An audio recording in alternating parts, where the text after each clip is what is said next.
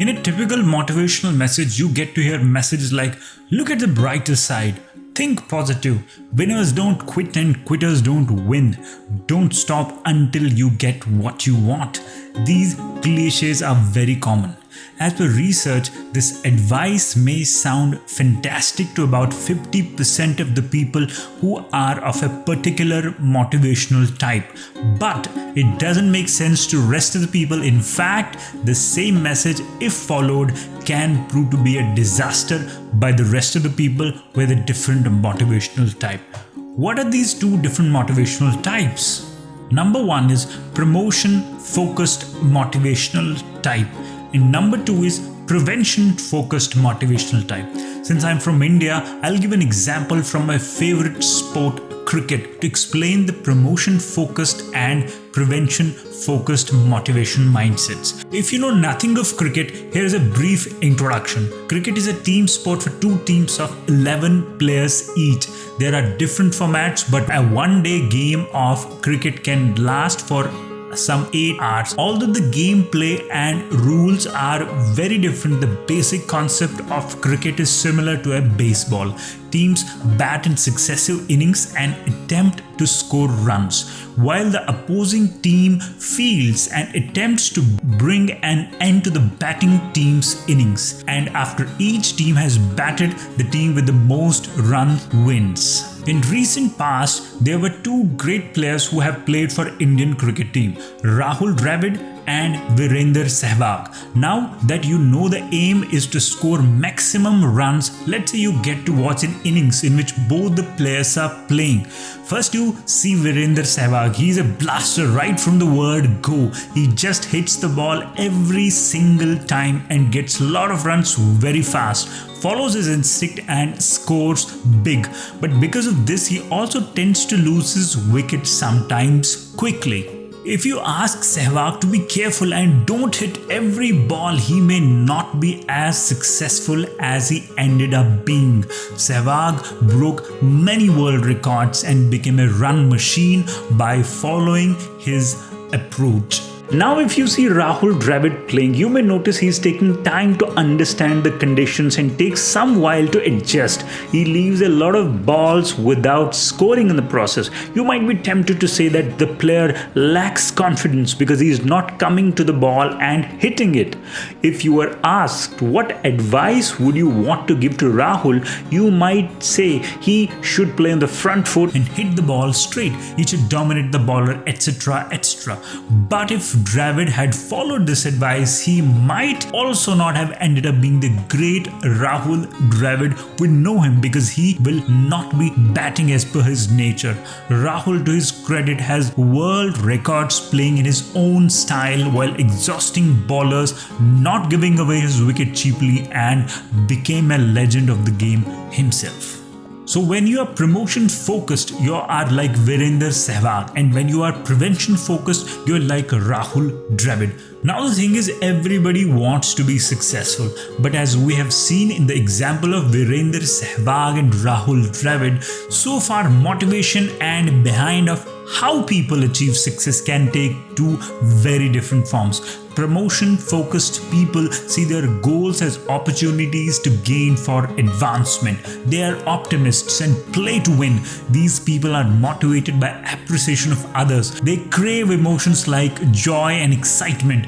While prevention-focused people see their goals as opportunities to meet their responsibilities. They don't like to lose and are driven by criticism and the looming possibility of failure. Their work is more thorough, accurate and carefully planned. They feel good with low energy emotions like calm and relief. As was with the two greatest batsmen of Indian cricket with different approaches, no one approach is the best. As per research, none of these group of people is particularly superior in terms of achievement they end up having in their lives. Both of them are good and bad in their own ways. Now, I'm sure if you ask yourself which group you belong to, you will be able to figure it out quickly, as we are about to see. Using this knowledge will make you more effective in reaching your goals. Knowing the same about other people and how they are motivated will help you to be better at influencing them. It will be like as you can create trust, value and better performance out of thin air. It's like magic, only it's real. Hi Booktookers, welcome back to your channel BookTook, where I introduce you to the finest books and transformational ideas from world-class thinkers, experts and achievers. In one short video, you get to learn what others may take months, years or even a lifetime. This book we're learning from today is Focus. It's a practical guide to understand and working with your promotion or prevention focus. It is filled with evidence-based research on how to optimize our motivational focus to get what we want in life and also motivate others to do the same. Written by Tori Higgins, who is world's leading expert on the topic of success and motivation. Before we deep dive into the science of motivation, if you are new to this channel and haven't subscribed yet, do subscribe and do invite your friends to join the Booktookers community to learn from the latest and greatest books of the world.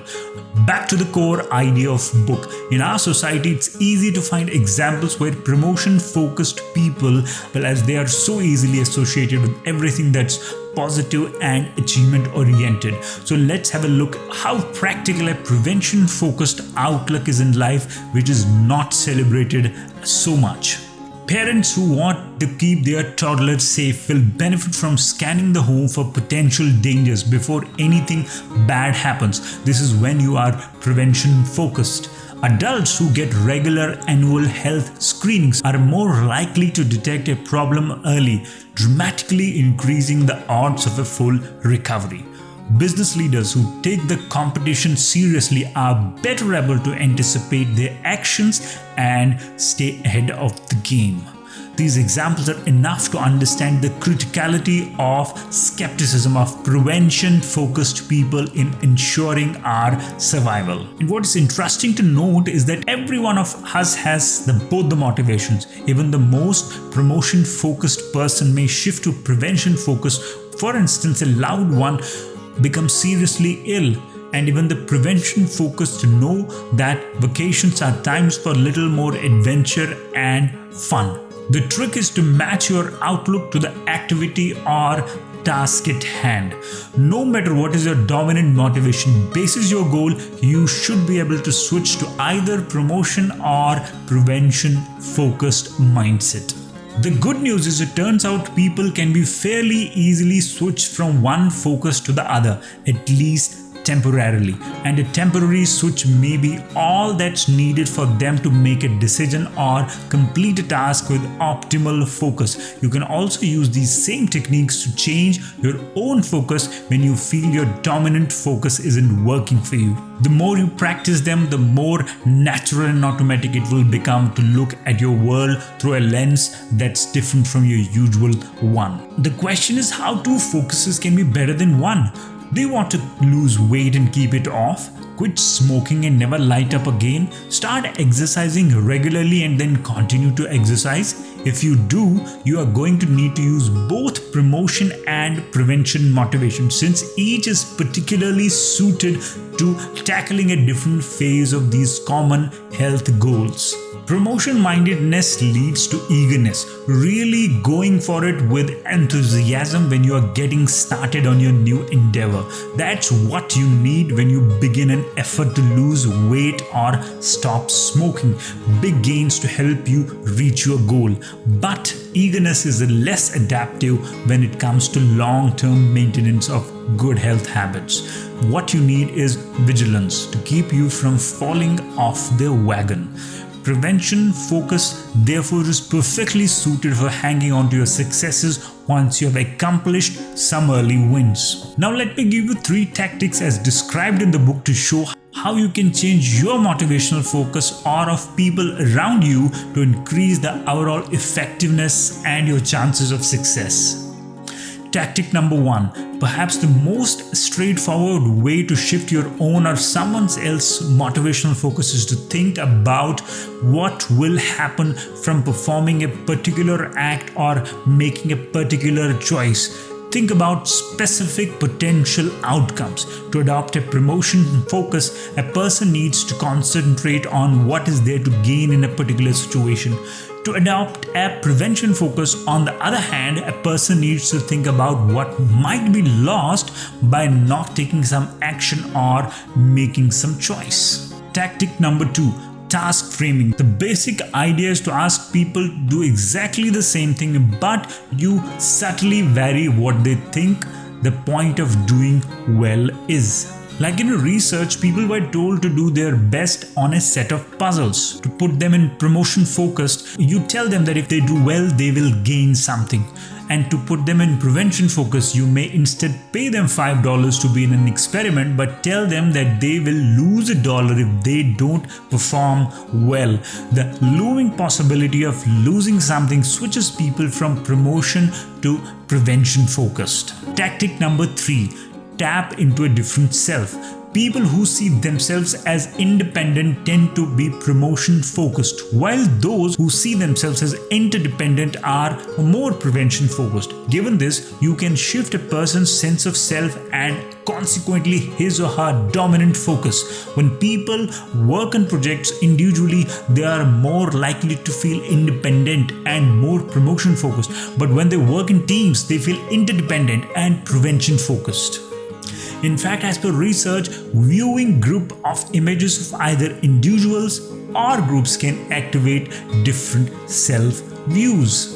These were the 3 tactics backed by research to change your focus temporarily from your dominant natural one. And that's how promotion and prevention mindset play an important role in raising the effectiveness of goal achievement as per the context and the stage of task.